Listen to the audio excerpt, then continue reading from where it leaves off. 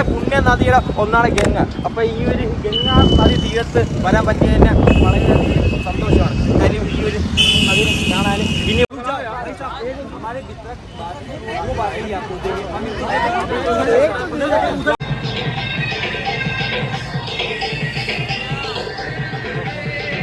Hello, welcome to my YouTube channel. അപ്പോൾ നമ്മുടെ YouTube family ഇതുവരെ മെമ്പർ ആയില്ലെങ്കിൽ സബ്സ്ക്രൈബ് ചെയ്ത് മെമ്പർ ആവാൻ മറക്കല്ലേ. ഗൈസ്, അങ്ങനെ നമ്മളെ ഇവിടെ ഭയങ്കര ട്രാഫിക്കായിട്ട് ബസ്സിൽ നിന്ന് ഇറങ്ങി ഇനി ഒരു 2 കിലോമീറ്റർ ഉണ്ട് നമുക്ക് നടക്കാൻ. അപ്പം നമ്മൾ അതിലൂടെ പോവുകയാണ്. ഭയങ്കര ക്രൗഡാണ്, ഭയങ്കര ക്രൗഡാണ് ഇവിടെ മൊത്തം ടോട്ടൽ. അപ്പം എൻ്റെ ഈ ബാക്കിൽ കാണുന്നത് നമ്മൾ ഇന്ത്യയുടെ പുണ്യ നദിയായ ഗംഗ. അപ്പം ഇവിടെയാണ് നമ്മൾ ഇത്രയും ഒരു വലിയൊരു കുംഭമേള, ഒരു വലിയൊരു ഫെസ്റ്റിവൽ നടക്കുന്നത് ഇവിടെയാണ്. ഏകദേശം നമ്മൾ നേരത്തെ പറഞ്ഞ പോലെ 1 ലക്ഷം പേര് കൂടെ സ്റ്റേ ചെയ്യേണ്ട ആ ഒരു ഷെഡ്യൂം കാര്യം ഇവിടെ ഉണ്ട്. ഇപ്പം അതാണ് നമുക്ക് മൊത്തം അറിയാം. 1 ലക്ഷം പേർക്ക് സ്റ്റേ ചെയ്യേണ്ട ഒരു സംവിധാനം ഫ്രീ ആയിട്ട് നമ്മൾ UPയുടെ മുഖ്യമന്ത്രി യോഗി രാജ് ചെയ്തിട്ടുണ്ട്. പുള്ളി എന്താണ് കുംഭമേള എന്നറിയാത്ത ഒത്തിരി പേരുണ്ട്. അപ്പം അവർക്ക് വേണ്ടിയാണ് ഞാൻ ഇതൊന്ന് എക്സ്പ്ലെയിൻ ചെയ്യണം. ഈ കുംഭമേള 12 വർഷത്തെ ഒരിക്കലാണ് കുംഭമേള നടക്കുന്നത്. അങ്ങനത്തെ 4 കുംഭമേള കൂടുമ്പോഴാണ് മഹാ കുംഭമേള എന്ന് വെച്ചാൽ 144 വർഷത്തിൽ ഒരിക്കലാണ് ഈ ഒരു മഹാ കുംഭമേള നടക്കുന്നത്. അതായത് ഇപ്പോഴത്തെ നമ്മളെ ഈ ഒരു മനുഷ്യ ആയുസ്സിൽ കാണേണ്ട അവസാനത്തെ കുംഭമേള. ഇനി ഒരു 144 വർഷം കഴിഞ്ഞാൽ അടുത്തൊരു കുംഭമേള നമുക്ക് കാണാൻ പറ്റും.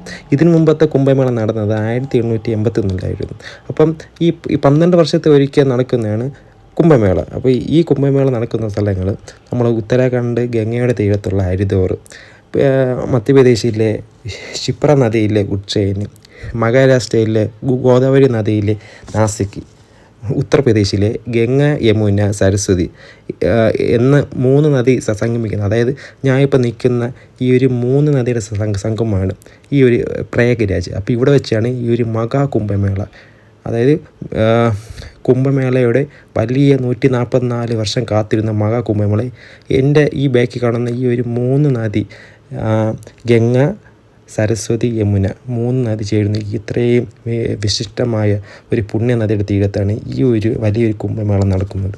ലോകത്തിലെ ഏറ്റവും മതപരവും സാംസ്കാരികമായ ഒരു മനുഷ്യ സംഘമാണ് ഈ ഒരു മഹാ കുംഭമേള.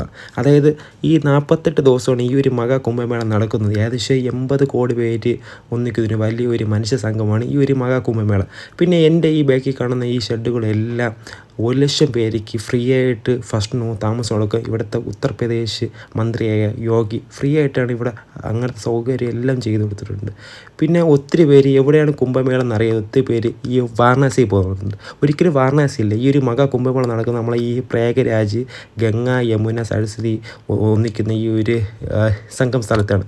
പിന്നെ ഇവിടെ നിൽക്കുമ്പോൾ തന്നെ ഒത്തിരി പേര് സ്നാനം കഴിഞ്ഞ് ഒത്തിരി പേര് ഇന്ത്യയുടെ പല സംസ്ഥാനങ്ങളിൽ നിന്നുള്ള ഒത്തിരി പേര് ഇവിടെ എത്തുന്നുണ്ട്. അതിപ്പം വിഷ്ണു ഭക്തരുണ്ട്, ദേവി ഭക്തരുണ്ട്, ശ്രീരാമ ഭക്തരുണ്ട്, എന്ത് ഭക്തരായിക്കോട്ടെ. പക്ഷേ ഈ ഒരു മഹാ കുംഭമേള ചെയ്യുന്നു, അവരെ ഈ ഒരു സ്നാനം ചെയ്യുന്നു, അവരെ ലൈഫിൽ കിട്ടുന്ന ഒരു വലിയൊരു അനുമതി അല്ലെങ്കിൽ വലിയൊരു മോശം, അങ്ങനെ ഒത്തിരി പേര് തന്നെ ഈ ഒരു സ്ഥാനം കഴിഞ്ഞ് പോകുന്നത് നമുക്കിങ്ങനെ കാണാം. എല്ലാം അവരെ ഒരു ആത്മീയത്തിന് വേണ്ടിയുള്ള വലിയൊരു വിശ്വാസങ്ങളാണ്. ഈ പാലത്തിൻ്റെ ഒരു ഭംഗി അറിയണമെങ്കിൽ രാത്രി ആകുമ്പോഴാണ് ഇവിടുത്തെ ഒരു ലൈറ്റിങ് കാര്യങ്ങൾ ആകുമ്പോഴാണ് ബാക്കിയുള്ള ഈ ഒരു വിഷ്വലും കാര്യം അറിയാൻ പറ്റും. ഈ ഗംഗാ നദി തീരത്ത് ഈ പാലത്തിൽ നിന്നുള്ള ആ ഒരു വളരെ മനോഹരമായ കാഴ്ച. അപ്പോൾ ഞാൻ രാത്രിയാകുമ്പോൾ ആ ഒരു ലൈറ്റിങ്ങും കാര്യങ്ങളും എന്താണെന്ന് ഞാൻ എന്തായാലും അത് വീഡിയോ ഷൂട്ട് ചെയ്യും, ഞാൻ കാണിച്ചു തരാം. കണ്ടില്ല, ഒത്തിരി പേര് സ്നാനം കഴിഞ്ഞ് എല്ലാവരും അവരായ ഒരു വീടുകളിലും ബാക്കി സ്ഥലങ്ങളിൽ പോകുന്നതാണ് നമ്മൾ കണ്ടുകൊണ്ടിരിക്കുന്നത്. ഇപ്പം സംസ്ഥാനങ്ങളും അന്യ രാജ്യങ്ങളിൽ പോലും അവർ ഇതിനു വേണ്ടി ലീവും കാര്യം എടുത്ത് ഇതിനു വേണ്ടി വരുന്നതെല്ലാം നമുക്ക് കാണാൻ സാധിക്കും. എന്താവും ഈ ഒരു കുംഭമേള, എങ്ങനെയാണ് ഇതിൻ്റെ ആചാരങ്ങൾ അനുഷ്ഠാനങ്ങൾ എന്താണെന്ന് എനിക്കും അറിഞ്ഞുകൂടാ. കാണാം നമുക്ക്.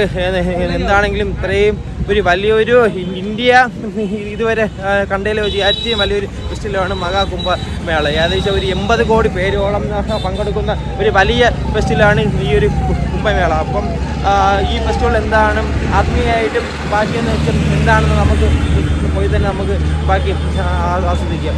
അപ്പം നമുക്ക് ഒരു 3 കിലോമീറ്റർ പോകണം. അപ്പം അതിനൊത്തിരി ദൂരം നമുക്ക് ഇവിടെ ഭയങ്കര ക്രൗഡാണ്. അപ്പോൾ വേറൊരു ഷോർട്ട് കട്ടുണ്ട്. ഈ ഒരു സ്റ്റെപ്പ് വരെ ഇറങ്ങിയിട്ട് നമുക്ക് അങ്ങോട്ട് പോകാൻ എളുപ്പമാണ്. അപ്പോൾ പോയി നോക്കാം. അറിഞ്ഞു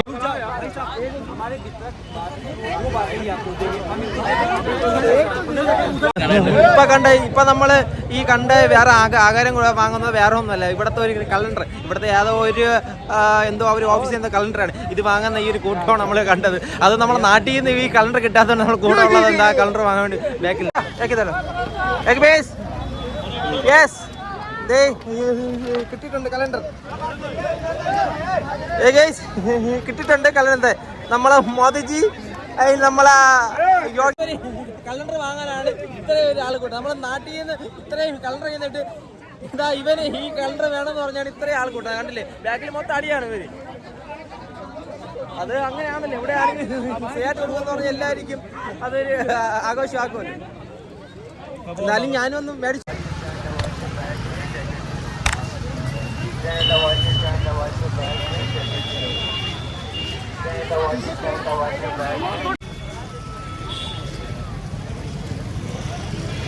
നരേന്ദ്രമോദിയുടെ ഇവിടുത്തെ ഒരു സൈറ്റാണിത്. കാര്യം നമുക്ക് എന്തെങ്കിലും ആവശ്യത്തിന് ഇവിടെ ഹെൽപ്പ് ലൈനുള്ള ഒരു നരേന്ദ്രമോദി ആപ്പാണ്.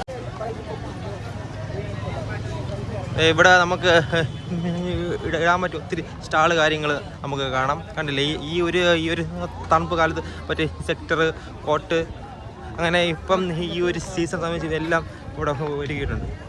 നല്ല ക്വാളിറ്റി, നല്ല പ്രീമിയം സാധനങ്ങൾ.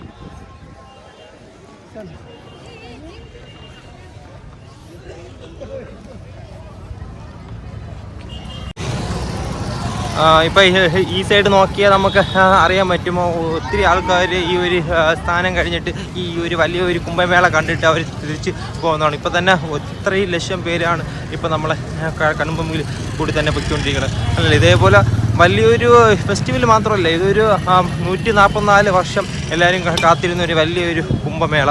അപ്പം അവർ ഇത്രയും നാളത്തെ ഒരു വ്രതവും ശുദ്ധിയും എല്ലാം എടുത്ത് ആ ഒരു ഗംഗാ നദിയിൽ സ്നാനം ചെയ്ത് പിന്നെ അവിടെ നിന്ന് കിട്ടുന്ന ആ ഒരു ജലം എടുത്ത് വീട്ടിൽ കൊണ്ട് പോയി അവർക്ക് ആ അശുദ്ധങ്ങളെല്ലാം തീക്കുന്നതാണ് അവരുടെ ഒരു ഐതിഹ്യം.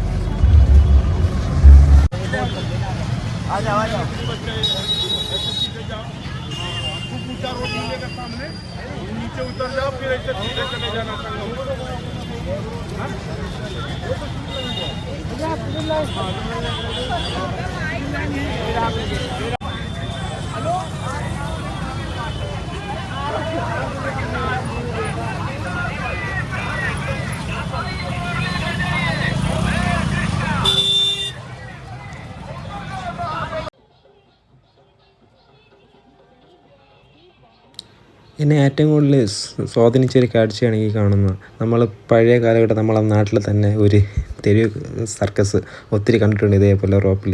അതേപോലെ അപ്പോൾ ഇന്നും ഈ ഒരു പട്ടിണിയുടെയും ഒരിതും നമ്മുടെ പല ഭാഗത്ത് നമ്മൾ കണ്ടിട്ട് സ്വന്തം കുഴപ്പത്തിന് വേണ്ടിയാണ്. ഇപ്പോൾ ഒരു സ്റ്റെപ്പ് ആ കുട്ടി കളി കഴിഞ്ഞിട്ട് റെസ്റ്റാണ്. പക്ഷേ ഉടനെ തന്നെ അടുത്തും കാര്യം ചുമ്മാ ഇരുന്ന ആരും ഇത് കണ്ടിട്ട് പൈസ കൊടുക്കില്ലല്ലേ, അടുത്ത് തലയിലൊരു കുംഭം കയറ്റിയിട്ട് അത് ഇപ്പം നല്ലൊരു വെയിൽ പുള്ളിക്കാരിയുടെ ഫേസിൽ അടിക്കുന്നുണ്ട്. ആ കൈ കാണിക്കണമെന്ന് വെച്ചാൽ ഐ കോണ്ടാക്ട് ചെയ്യാൻ പറ്റുന്നില്ല, കറക്റ്റായിട്ട് ഫോക്കസ് ചെയ്യാൻ പറ്റുന്നില്ല. അത്രയ്ക്ക് നല്ലൊരു വെയിൽ സൈഡിൽ നിന്ന് അടിക്കുന്നുണ്ട്. അതിപ്പോൾ ആ വീഡിയോയിൽ വിസിബിൾ അല്ല, പക്ഷെ അവിടെ നിന്ന് നമുക്കത് മനസ്സിലാവും നല്ല വെയിലാണ്. അപ്പം ഇതേപോലെ ഇന്ത്യയിലും പല ഭാഗത്തും ഇങ്ങനെ ഉണ്ട്. എത്രയൊക്കെ നമ്മളെ രാജ്യം നല്ല വികസനം എന്ന് പറഞ്ഞാലും ഇങ്ങനെയുള്ള ഒരിടത്ത് അവർക്ക് ഇങ്ങനെയുള്ള ഒരു അന്നത്തിനും അവരെ ഉപജീവനത്തിനും ഇവർ മാർഗ്ഗമേ ഉള്ളൂ. പക്ഷേ പുള്ളിക്കാർ നല്ല സ്മാർട്ട് ബ്രില്യൻ്റാണ്, കണ്ടില്ലേ, നല്ല ഒരു പ്രത്യേകം സ്കില്ലാണ് ഇത് ചെയ്യാൻ വേണ്ടി. അപ്പം ഒത്തിരി പേര് ഇതിപ്പം ഇതിൻ്റെ താഴെ നിന്ന് കണ്ടുകൊണ്ട് ഇരിപ്പുണ്ട്. പക്ഷേ കുറേ പേര് കാണും, വീഡിയോ എടുക്കും, പോവും. പക്ഷെ പൈസ തരണം കുറച്ച് പേര് മാത്രമേ ഞാൻ കണ്ടുള്ളൂ. ഞാൻ ഏകദേശം 1 മണിക്കൂറോളം അവിടെ തന്നെ നിന്നു എന്താണെന്ന് മൊത്തത്തിൽ വീക്ഷിക്കാം. പക്ഷെ കുറച്ച് പേര് മാത്രമേ പൈസ കിട്ടുള്ളൂ. ഞാൻ അതിലിട്ടിട്ടുണ്ട്, അത് ഞാൻ വീഡിയോയിൽ ഞാൻ ഷെയർ ചെയ്തിട്ടില്ല. പക്ഷേ ഒത്തിരി ഇങ്ങനെയുള്ളവർക്ക് പൈസ കൊടുക്കാൻ കുറച്ച് ബുദ്ധിമുട്ടാണ്.